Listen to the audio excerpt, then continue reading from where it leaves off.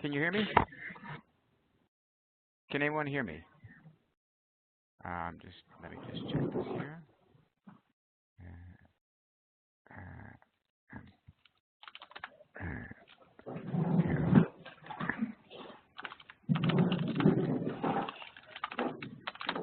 Testing. Hello, everyone. Can you hear me?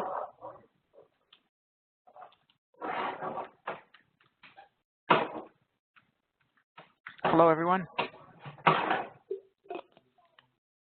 Can you see me and hear me? Oh, we got you. Good. Hi, Dominik. Okay. Can you hear me? I can hear you. It's Scott here. Oh, great. Thanks. We had some problems there. They were doing some training, so thank God we're on board. So, hello, everyone. This is Dominik Loncar, the entrepreneur in residence here in Toronto. I'll give everyone an opportunity to get on board. I know we have about 30 people registered, so that's good news. We'll start in a couple of minutes. We just had some technical challenges here, but now everything looks to be on board. Just a reminder, if you cannot hear me, let me know by sending it in the chat box. Actually, that's kind of strange. How would you know if you can't hear me? So that's not going to work.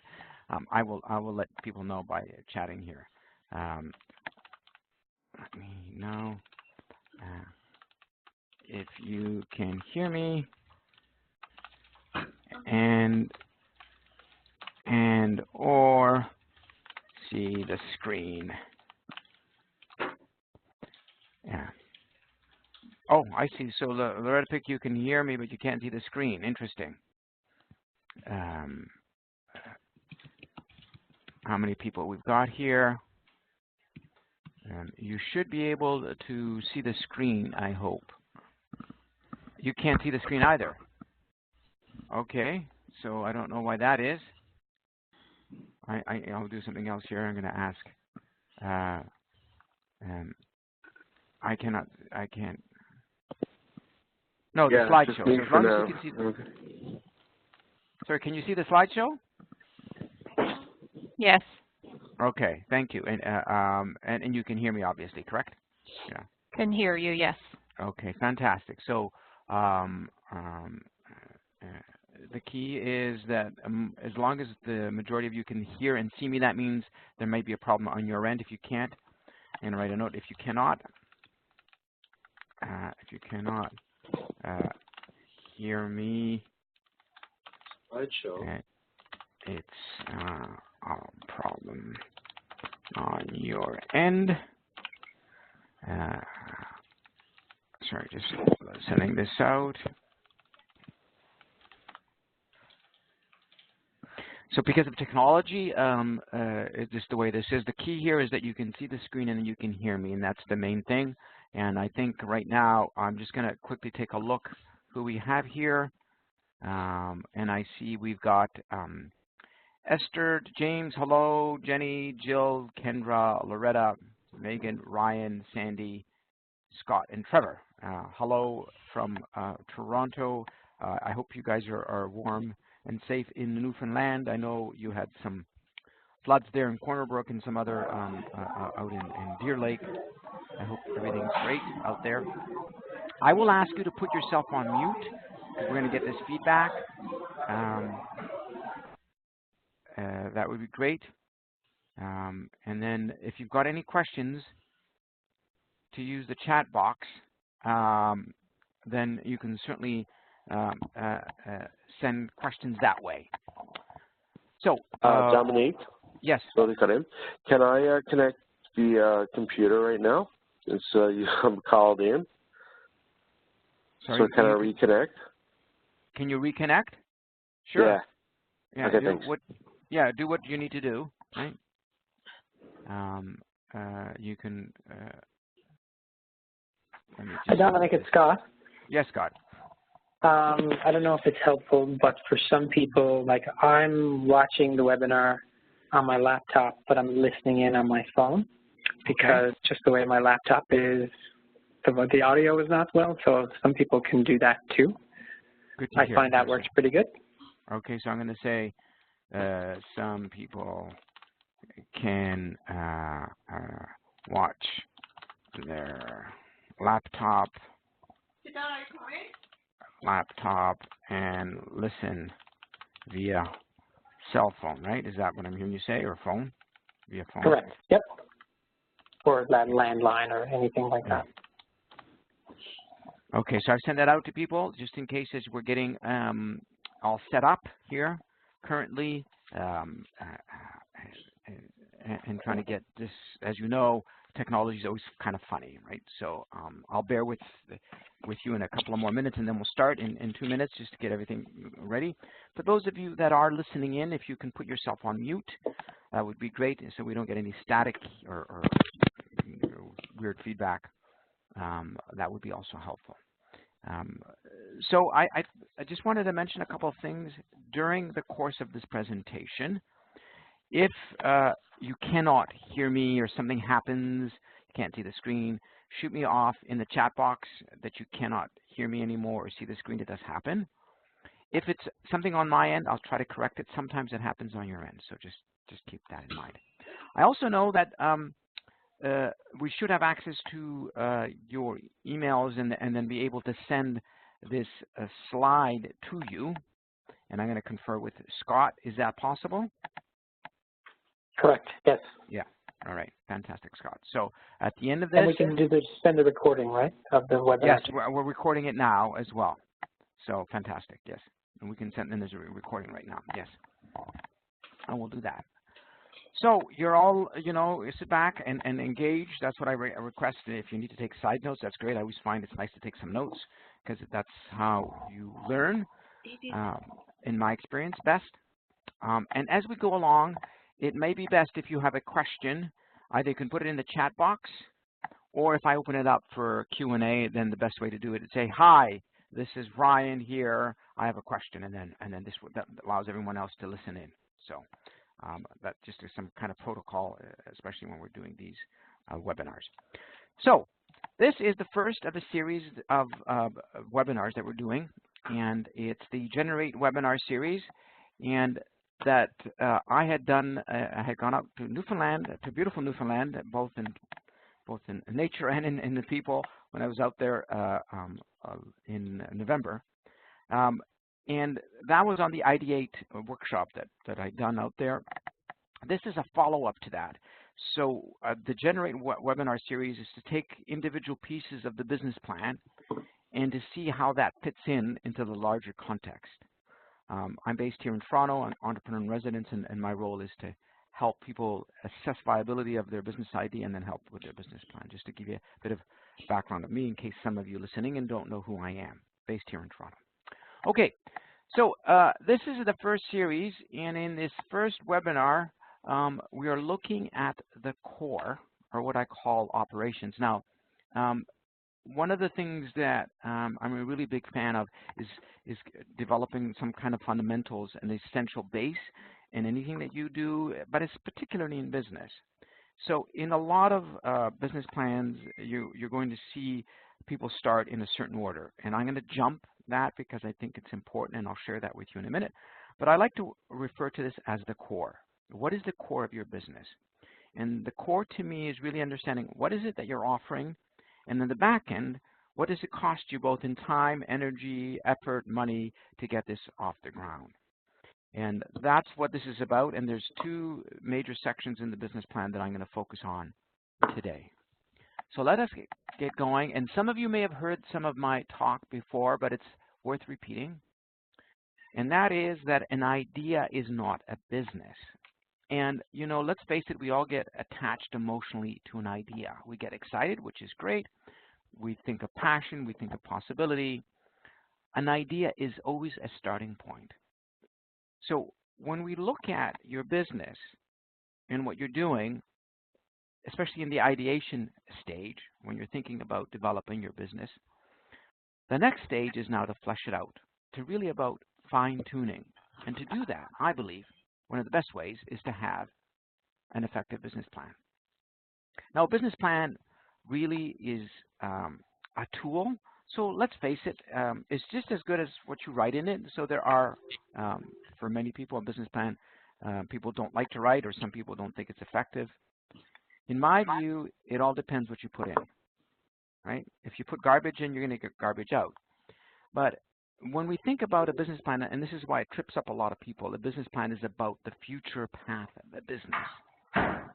We are, in fact, looking into a crystal ball to some degree, but instead of using the word we're guessing, we don't know, instead look at we're projecting, we're testing our assumptions. To me, it's not so much why your business idea is going to work, because I'm sure many of you have good business ideas, but rather how it's going to work. And it's not about convincing the reader that you've got the greatest and latest idea that's, you know, going to knock our socks off. It's more about knowing the marketplace, the nitty-gritty, and for that, we have to take this a step further and look at the sections of the business plan and really what they mean and what you need to think about. So the question becomes, why even bother writing a business plan? Like, well, who cares? And when you think about it, writing a business plan is really about increasing your odds of success. There are no surefire ways that this is going to happen, right? Every business involves risk. Every business really, it doesn't matter how great you think it is, needs to look at some of the challenges. Some of the challenges you're going to naturally confront and uncover what you don't know, right? And to me, it's staying focused on the micro element, not so much on the macro element, right? So I'm just hearing some feedback there. I'm just going to ask some people, if you haven't already, if you could please mute your mics in the background there. Thank you. One of the things to think about when you're writing the business plan, specifically the kind of business plans I advocate for, is it should serve you. So when you finish writing this, it should be, wow, I'm glad I wrote this, so that I don't have to make mistakes. And to me, it's about minimizing the mistakes that you can make in a business plan. So let's take a look of the outline of a business plan. So you can see here, this is sort of the basic framework of a business plan. The basic framework of a business plan here, you have, let me just, 1 sec here, I'm just going to take a look and see who has not muted their,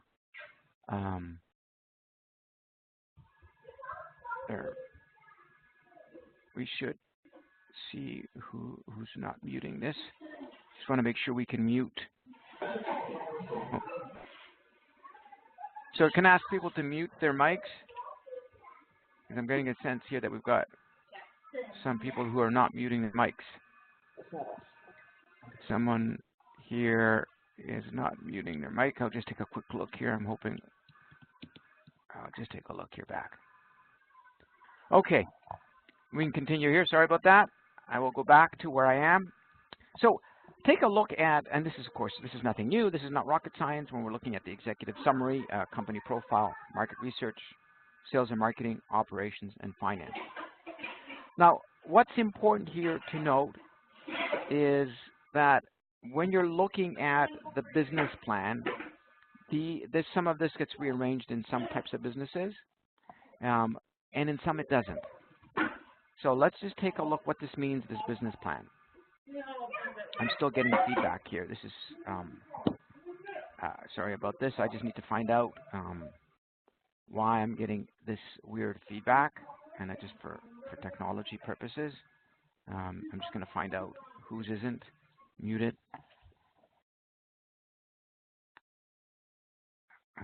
We'll just take a quick look as if there's anyone.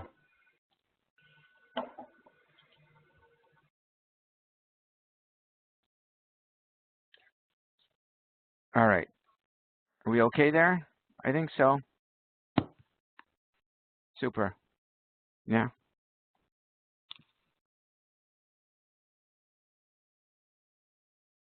Okay, good. I think we're fine. I think we've got everything muted here. So I'm going to move this forward here. And I'm a big fan of understanding what your promise is. You're going to see in a minute how this ties into the business plan. Last time when I was there, when we did the Ideate workshop, you all had this handout. And for those of you listening, it doesn't really matter. You don't necessarily need to refer to it. But I'm a big fan in understanding that the whole premise of your business idea, to make it strong and certainly give value out there, is to understand what your promise is. The promise is the foundation, in my view, of any business. And there's two specific sections in the business plan that relate to that. One is, what are you offering and why are you good at what you do? And that, by the way, is this section, company profile. The company profile really talks about and addresses what I call the face of your business. What is the face of your business? Let's be specific here.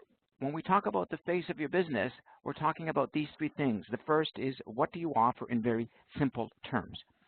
If I'm not clear what you're offering, so in many cases what I get is a lot of business plans, and they give me a lot of jargon, or they tell me why they're fantastic or why they're great. But if I don't understand what you do, then it's going to be very troublesome for me when I read your business plan.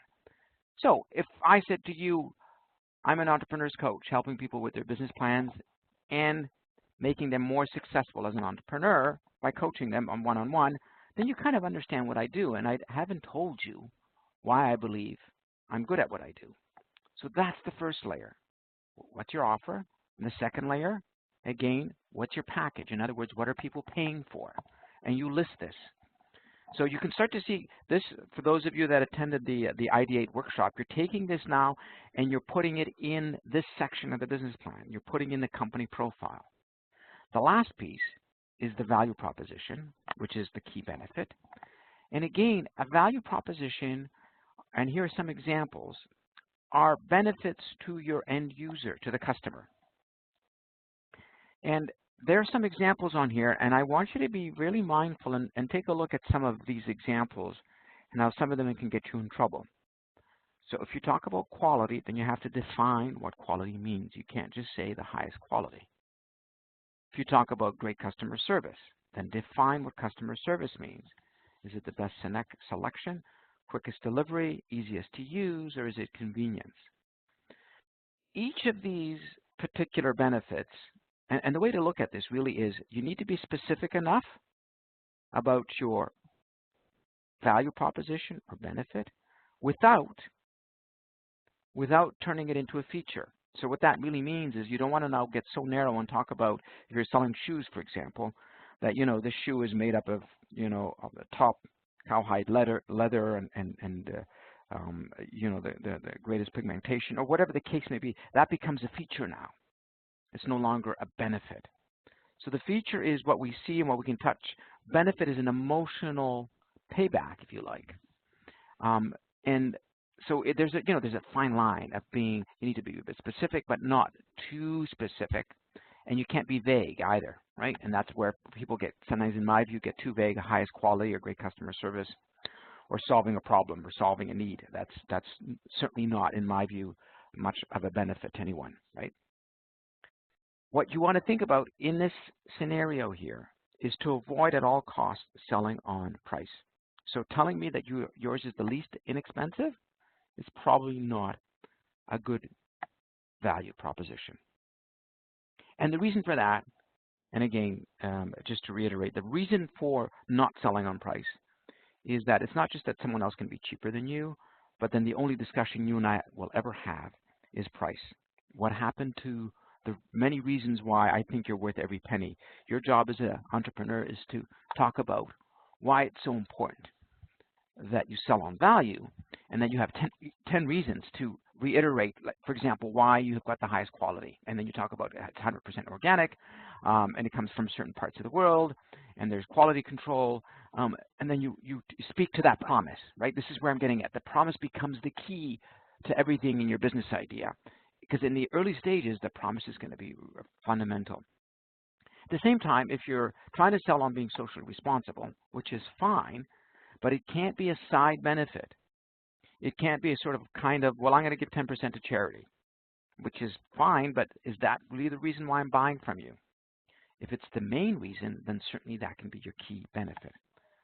The last thing I want to mention about value propositions and this is important, is that you should have maybe one, maximum two benefit. So you can tell me that you've got the 100% organic cotton, the best customer service gets the quickest, the most socially responsible, you'll save money.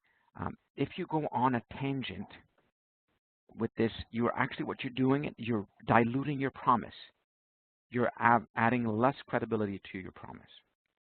So when you look at this, and this is important to understand, is that the more benefits you add, the less credible you are, believe it or not.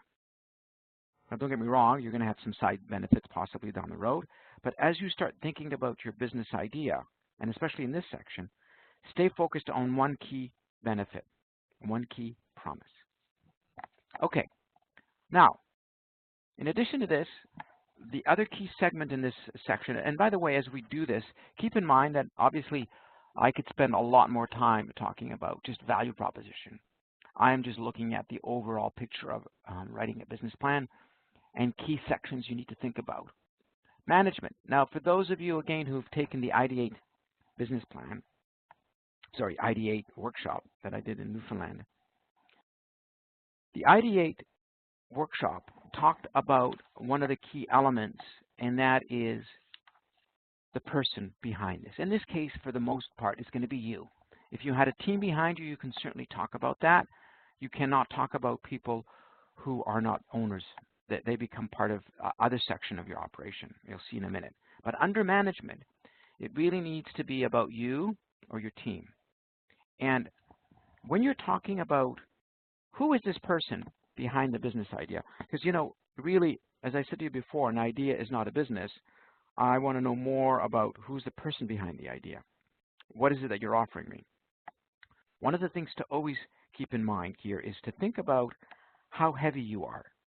What is your credibility to the business? And don't get me wrong, some of you may be starting out, so you only have so much credibility, so much experience. So you'll notice that the first example is industry work experience. And the good news is you don't need to have tons and tons of years of experience in the industry, but maybe you need a couple of years if you're, for example, starting a restaurant. Whatever you decide to do, it's best to put it in specific terms. I've worked in the restaurant industry for 2 years, but I've dealt with over 200 customers a day, for example. Anything that we can give numbers, practical results, practical experience is going to make you look good and give you credibility in terms of knowing what you're doing. Because the last thing you want to do is learning on the job. You don't want to be starting a restaurant business if you have no restaurant experience, because now you have to learn about the restaurant business and then starting a business at the same time. Two different things, right? Training and education only if it's relevant towards your business. But if it's not, then you shouldn't be talking about it. It's nice that you have a poli-sci degree, and by the way, there's nothing wrong with that. Many people have degrees that aren't related to their business. However, when you're talking to other people, what they want to know is any training or education that relates to the business. You can also be self-taught. I was self-taught in doing workshops.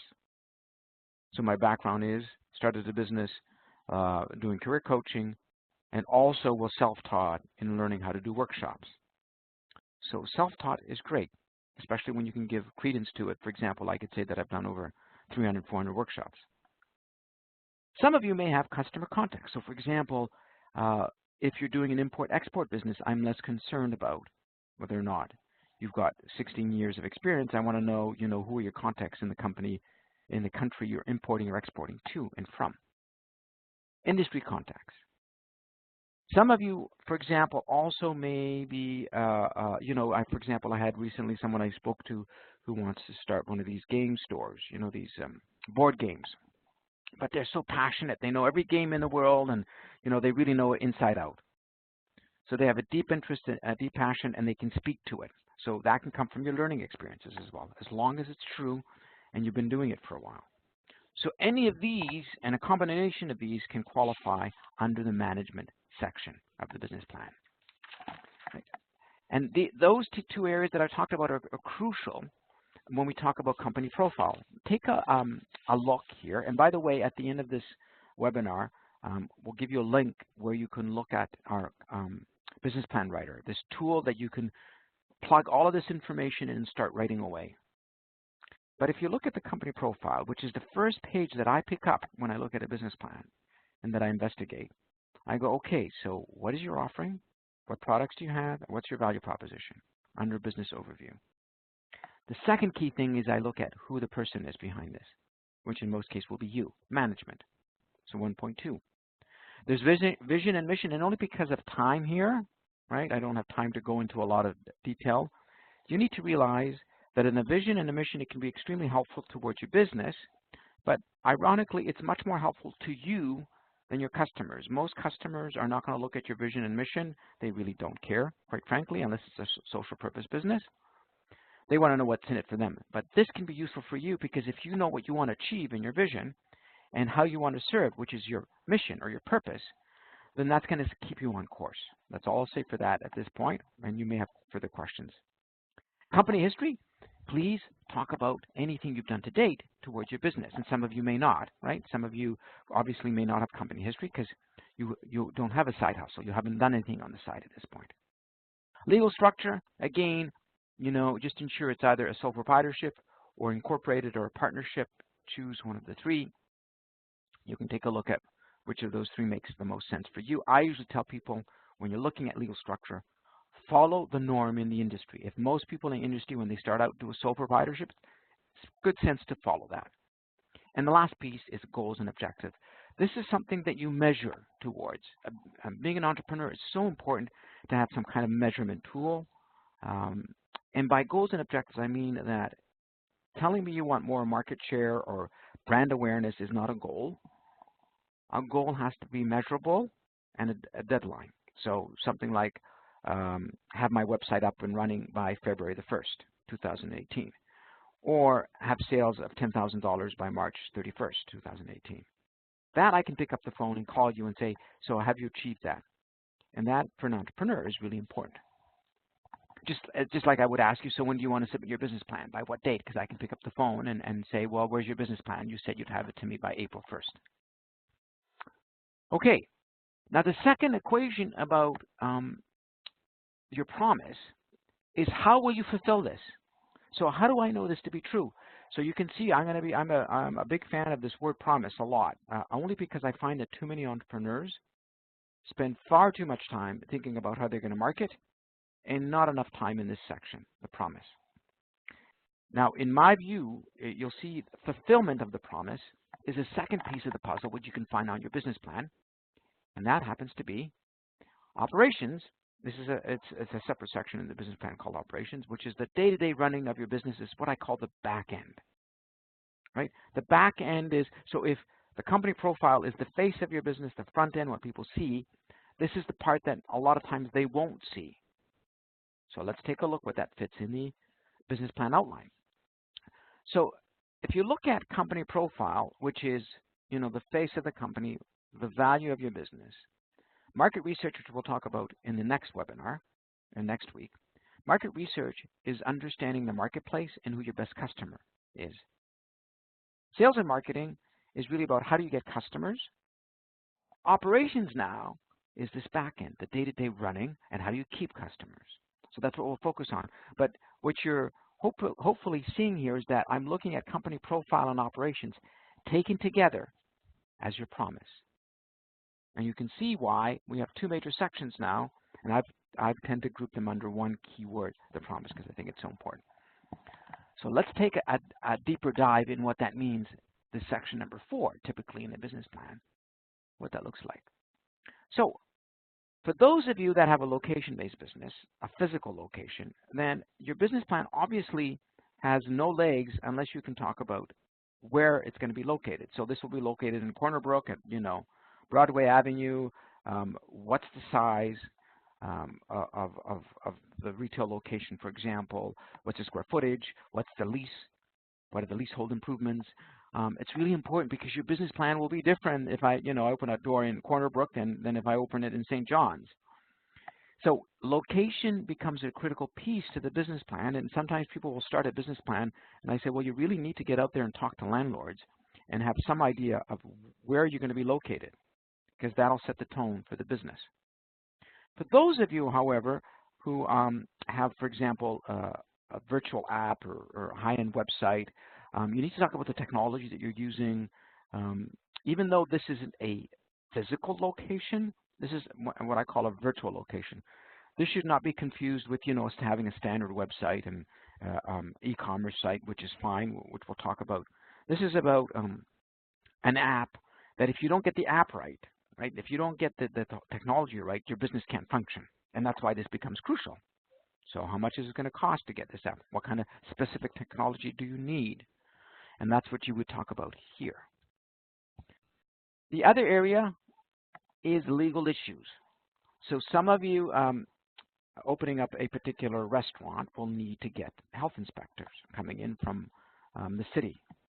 Some of you will need to get some approval, prior approval, or certification, or liability insurance. Liability insurance really just means that if someone decides to sue you, you're covered. Unfortunately, many people think that just because they're incorporated, they're protected. You're not. I can sue you personally if you do something silly. And that's why liability insurance, in my view, is more important than being incorporated. What you need to think about here in legal issues, what's really worth, at this point, crucial for the success of your business to get off the ground. Please don't tell me that you need to get a patent or get copyright or have a name that you want to protect, because if you don't have any customers, what in the world are you protecting? So my experience is that too many people, again, entrepreneurs, rush to protect their name. And my question to them is, so what exactly are you protecting if you don't have any customers? Because unfortunately, some people get carried away with having a name only to realize that a year down the road, oops, that's not such a good name after all. So, and the same thing about protecting an idea. It's very difficult, not impossible, but very difficult to protect an idea. And I ask people, why do you want to do that? It's very easy to start the process like a trademark, right? It may cost you $250, but by the time you're done, it'll cost you $5,000 after 2 years, if you're lucky, right? Other people, I've heard, you know, patents cost $60,000. So we all need to remember that there's a time and place for that. And you as an entrepreneur have only so much resource. So you need to look at what's the obvious that you need to do. And in my view, for most businesses, liability insurance, some of the certifications that's really required in the municipality, like a zoning bylaw or a particular nature of your business where you need to belong to an association or membership, because that's really crucial to the credibility of your business. Okay. Next are production issues. For those of you that are doing a product business, right, this becomes really important. And don't worry, those of you doing a service business, you're going to see in a minute, there's still areas that you need to think about. But let's start with the product-based business. So in a product-based business, you typically have opening inventory, delivery, shipping, timelines. You really need to write out on paper what that looks like, because if you're telling me that your business idea is fantastic, it's a great idea, then I need to see on paper what are the operational issues. Why did you choose those suppliers? Who are those suppliers? What happens if you don't get those suppliers? So let's take it a step further. Everyone has to do this, what's called, you know, when you make a sale. And this also, by the way, this also includes those of you that are doing a service-based business. If you're doing a service-based business, then, for example, you may be, you know, doing consulting and teaching at workshops. I may incur costs, such as, you know, handout costs and other costs associated when I make a sale. So I need to recognize that, and this is where I write that down in operations. What are my costs associated for every sale I make? Obviously, there's going to be less in a service-based business than in a product-based business. But if I take a look at a product-based business, what I need to understand here, and I tell people to use the word average. So if I am starting a, I don't know, I'm doing a shoe store, right? Or maybe no, let's not do a shoe store. Let's do manufacturing shoes, right? What would be the average cost, material cost? In this case, I'm using an example, $10 per product. What's my packaging of it?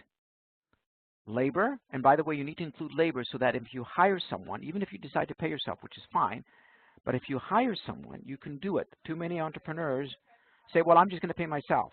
And then my response to that is, great.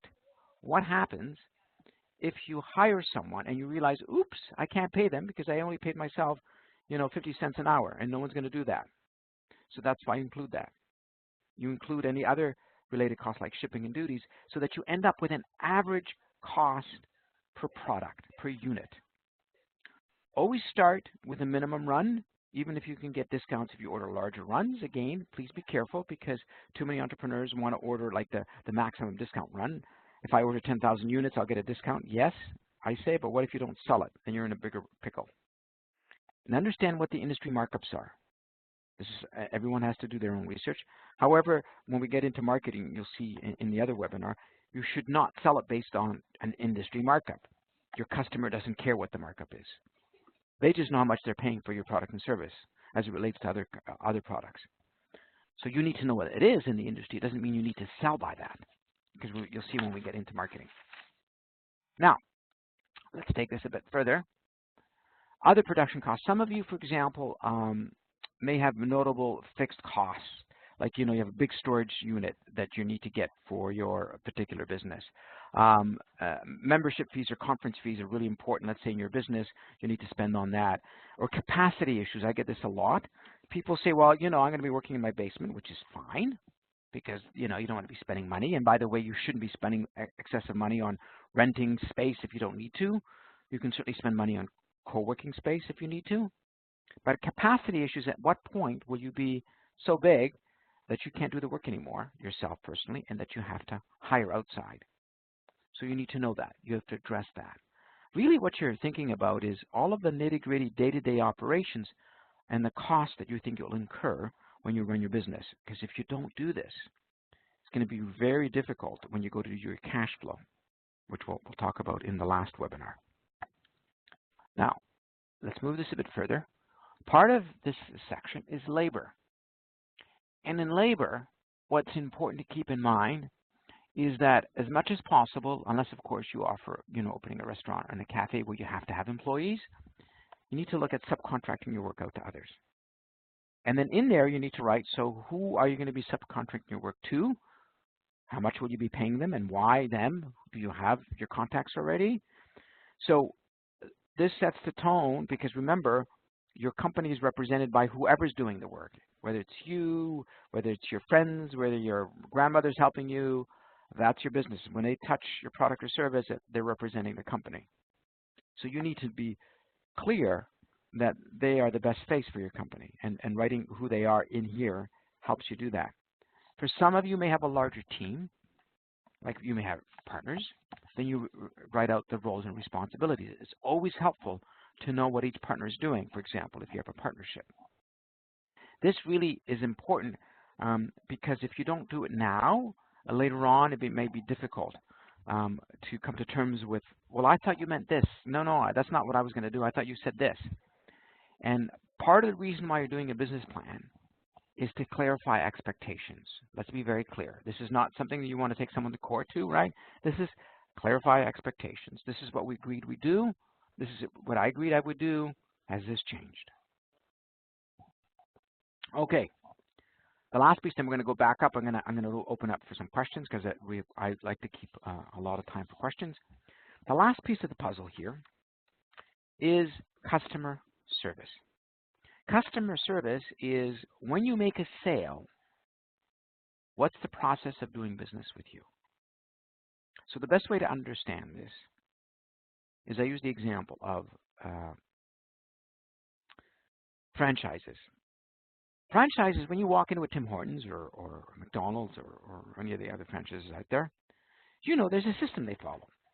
You walk in the door, I walk into a Subways, and this is where you get order the line, and this is how I order my food. They show me where the food is, and you can have this, you can have, lettuce or whatever it is, different types of breads. It's systematic. And once someone gets trained, they know what to do. And what we can all learn as entrepreneurs is we need to develop a system to meet customer expectation. So once you make a sale of a customer, how does that work? So this can be crucial for the customer's experience. Remember, one of the key measures, one of the key elements of any business is the process of doing business with you. It's not just the product or service that they're getting from you, but what is that experience they're getting from you? And is that experience consistent? So when I started my business, I was doing things sort of by the seat of my pants, and I would give someone this, and I would give someone else that, and I go, ooh, we need a consistent system. So when I started my business, I could ask for the check up front and say, you know, before I start doing business with you, I need 50% up front as a deposit. Done. Next. What happens is all of a sudden I sound professional. And so will you. When you start implementing a system and following that, you will not only sound professional, but you'll be able to catch problems along the way. And this is important, right? You do this so you can have a systematic approach to catch that. Now, here's the key here, why I mention all of this, is when you look at operations, take a look at how it looks.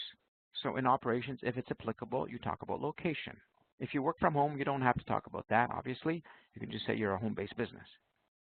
If you share office space, like you do in one of those work share spaces, you can certainly put that in there. Legal issues, if it's applicable. Insurance, which for most people would be applicable, liability insurance, like especially if you're doing food. Human resources or labor. Production and related costs. Notice I've got that sort of in dark because it's really important. You need to spend time. Give me the details of all the costs associated with that. The customer service process, and then a risk assessment, which I'm not going to go into detail, really talks about what if your plan A doesn't work? Do you have a plan B? So you may say, you know, my plan A is to have XYZ suppliers. However, if XYZ suppliers doesn't come through or they suddenly raise their prices drastically in the next year, I have scoped and have another supplier in place. Or if my marketing doesn't work, I'm going to consider another approach to marketing. And most importantly, at what point do you have to shut down your business? So everyone has to understand when they're starting a business that you can't say this is going to be highly successful and that there's no chance of risk. That means you don't know enough about your business. There's always a chance for closure, and you need to say something like, if after the first year of business, the business only makes $15,000 in revenue, we'll be forced to shut down. That's the reality. That's the reality of your business, and that's the reality of life. So let's take a look at the last piece, and then I'm going to turn it over to Q&A. If you look at this quotation, it reinforces that, in my view, entrepreneurs are implementers, first and foremost. Yes, it's nice to have innovation. Yes, it's nice to have ideas. But let's face it, we've all had ideas that we've seen maybe 5 years ago, wow, and say, oh, I've thought of that idea, but someone else implemented. So it's really about the implementation of the ideas and the fine-tuning of the ideas that is crucial in business. And I spent this last half an hour or so going over the two major sections that affect that. So now what I'd like to do is turn it over to you. So I'm going to open this up and have you ask any questions about what I talked about here today, which was the two sections of the business plan, which was, let's go back here, which is the operations section here, and also the company profile section here, right? So what we did here is we took, the first section, company profile, and we did a bit of a dive, and then we took the fourth key major section of the business plan, operations, and we did a bit of a dive. So let's open it up. If you've got a question, why don't we do this? Let's try this first. Does anyone have a question? And all you have to do is unmute yourself and say, hi, this is, Chuck, I have a question.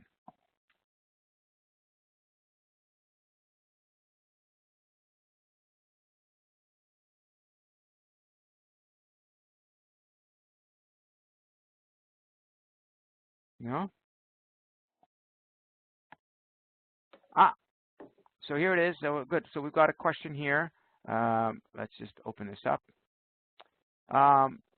In terms of product cost, how should you account for overhead costs? So the question is overhead. This is overhead costs, by the way, are things that are fixed, right? So if I have, if we look at this, if you've got overhead costs like a physical manufacturing plant, so that doesn't come into the equation of average product cost. That's your overhead cost. And of course, there's a formula for doing that, what's called a break-even, which I won't get into a lot of details here. But specifically, you're going to see that when you get into cash flow.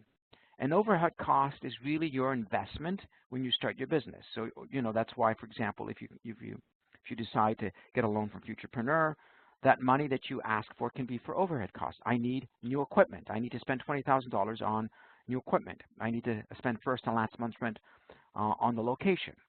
I need to buy supplies. So that's the overhead cost. And for lack of a better word, that's your investment initially, and it doesn't get added on to your product costs. Does that answer your question, Jill?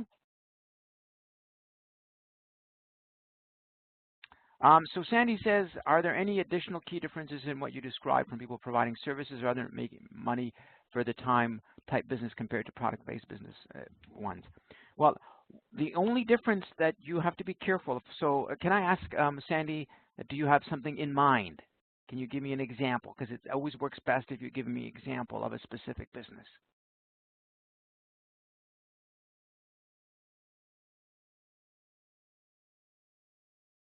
And I'll see if Sandy wants to. Research consulting, yeah. So Sandy, let's say the business is research consulting. Then what you need to think about clearly is to ask yourself, what other costs would be incurred that the client won't pay for, right? So you may say, you know, that if I'm doing research and consulting in Newfoundland, and if I have to drive around, the client will not agree to pay if I drive from St. John's to Corner Brook, for example. So that becomes a cost associated with business, right? If, on the other hand, this is something that you can clearly charge the client, then no, that doesn't come under operations. Also, you look at anything that you incur, and it could be something like handouts that the client is not expected to pay. So really, you know, the purpose of this exercise is to go back and ask yourself, what kind of cost would I incur when I would make a sale that the client wouldn't necessarily pay for? Right? So that's really the short answer to how the service is different than that. But always remember, sometimes people underestimate how much cost they incur. So, you know, if you're a research consultant, let's say, you may incur association fees, major conference fees, major professional accreditation fees, right? So that's something you need to think about as well. Does that make sense, Sandy?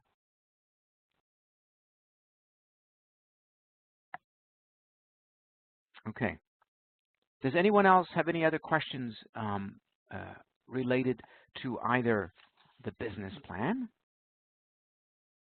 or the promise, which is in my particular case, as I was saying, both the operations and let me go back here. Let's just take a look at one of this outline.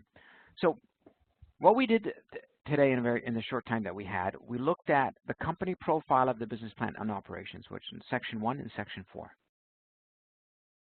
Executive summary is something that you do at the very end of your business plan, where you summarize these 5 key sections in a paragraph. So that executive summary, even though it's first, it'll be done last. The appendix is where you have supporting documents. Please, if you've got photos, put photos in there. Extensive reports. I don't need to see a lot of reports in the business plan. You know, on a side note, a business plan roughly should be between, let's say, 15 to 25 pages. If it starts to be more than 25, it's probably too long. If it's less than 10 pages, it's probably too short. You'll see in a minute, or you'll see over the course of these webinars why that's the case, right? Because you're answering a whole slew of questions, and it just adds up. However, that does not mean that you ramble on. I've seen some fantastic business plans that are under 15 pages, but they're concise to the point. And I've seen 60-page business plans that really don't offer very much. So it's not so much quantity, but the quality. But you do need to have some kind of quantity in there to get the quality, if that makes any sense, right? Other questions about either the business plan or this part that I've been talking about, the promise, which is the company profile and the operation, the risk assessment. So, Esther says, is it difficult to predict as a business can evolve when executed? Are there guidelines to follow? Very good question. So, Esther, this is at the heart of a business plan. First of all, two things to remember. One is that a business plan is a work in progress. So once you produce one, you can go back to it and look at it after 6 months and a year and change it. So that's the first thing, is that it's not set in stone. However, what you don't want to do is, I use this analogy, and this will give you a better idea. The first time I went camping in my life, it was a disaster. I said, why do I need a plan? I'm going camping. Who cares, right? We went to Algonquin Park out here. We did portaging, but it was terrible, and people were. It was just because we kind of, well, let's just wing it, right? However, had I planned for it, done research, talked to people who've been camping, what do I bring? How does this work? What's likely to happen? So I would have a plan, but of course, anything can happen. Things could change. So I look at a business plan as having this prepared plan, accounting for what's most likely to happen. Please, when you're doing your business plan, don't have worst case scenario, best case scenario. Stick to most likely, because I find that gets you off the hook. If you say, well, the worst case scenario, I'll do this. Best case scenario, I'll do this. Well, in my view, what's the point? What you're looking at is, if I do X, Y, Z activity, right? This is really about planning. This is really about projecting. This is really about committing to certain activities and seeing what happens. Then you're more likely to get greater use of your business plan. And so, coming back to you, Esther, obviously this happens a lot when people are writing the business plan, especially you'll see when we get into areas such as the cash flow, such as marketing. When I ask you to come up with a sales forecast, people go, oh, but I don't know how much money I'm going to make. Well, I know that, but that's the whole purpose of the business plan, is to be clear on what you could possibly make if you do certain activities. That's the point of all of this, right? The last thing I want to mention, and this is really important, the last piece of the point of the business plan is, I don't know if you've heard of it's called I forget the exact name, Kruger effect, or there was this effect where the less you know about a particular industry or field, the more confident you feel. You kind of feel like, yeah, I can do this. How hard can this be? And the more you dig into something deeply, or go in further and further, you realize how much you don't know. And that, by the fact, is a good thing. You need to be talking about the challenges in the industry so you're prepared. And so coming back to you, Esther, the more you uncover, the more you understand some of the key challenges in your industry, then the business plan will serve as a useful tool. In my experience, you're not going to have all the answers. You'll maybe have 50% of the answers. That's good. 50% is better than having only 5%, for example, which is what a lot of people only know when they start. So this is not about having it completely clear. This is about knowing a good chunk of what you need to know so that you have a certain confidence when you do launch your business of what you can expect and what challenges are in front of you. Hopefully, has that been helpful, Esther? I don't know if I've answered that question.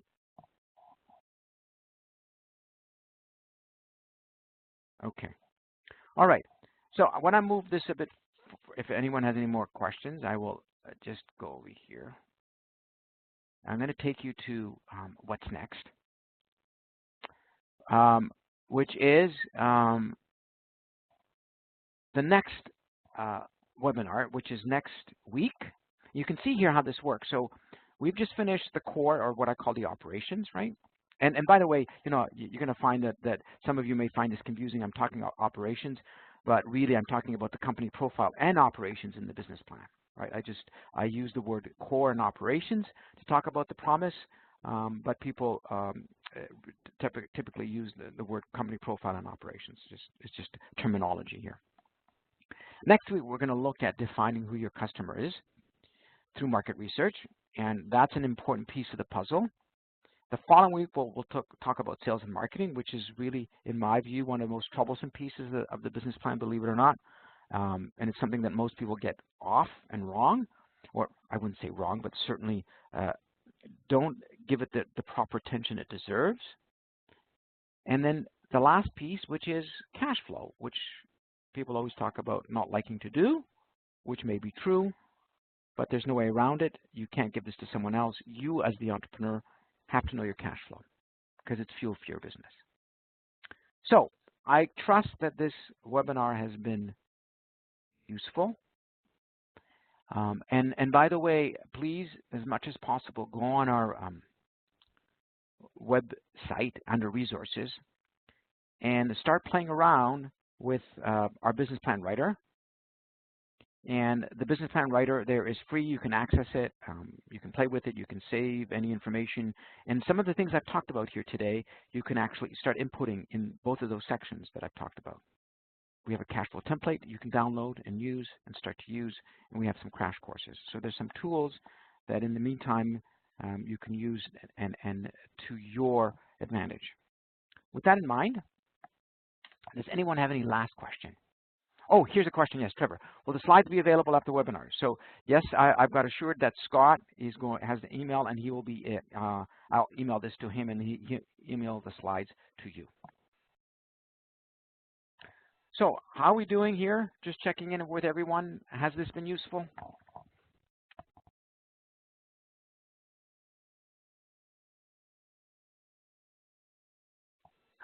Hi, Dom. It's me, Scott.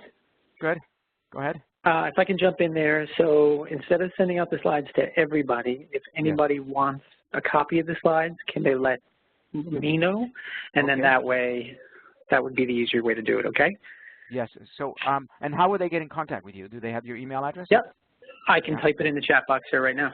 So if, if that was Trevor, what Trevor asked that, if Trevor can send me a quick email or anybody else, and then I'll send them the slides directly. And I'm going to type in my email right now in the chat box. Fantastic. So Scott is going to type in his email address there, and he's going to send out the slides to anyone that requests it. Have a look, review part of this, and then I'm hope to hear from you next week in the next webinar series that we do, and hopefully we'll have our technology all sorted out even better. And I thank you very much for coming out. And I hope that the weather out and the conditions in Newfoundland continue to improve, because I'm coming out in March, so I want to make sure things are okay.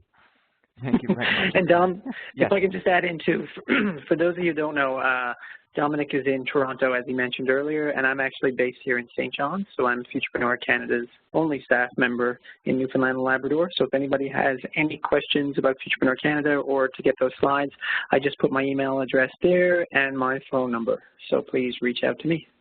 Yes, thank you very much, Scott. Scott's a great resource, by the way. If you're out there in Newfoundland, please connect with him. Thanks, Scott. Thanks. Perfect. Have a good one, everyone.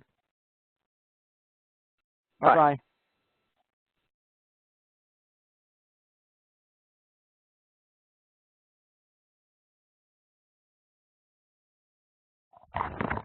Megan, how do I...